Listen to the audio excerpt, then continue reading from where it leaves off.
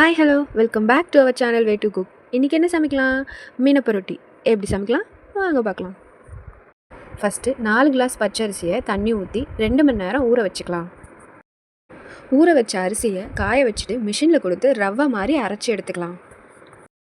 இப்போது 1 கிளாஸ் உளுந்தை 1 மணி நேரம் ஊற வச்சுக்கலாம். ஊற வச்ச உளுந்தை கிரைண்டரில் அரைச்சி எடுத்துக்கலாம்.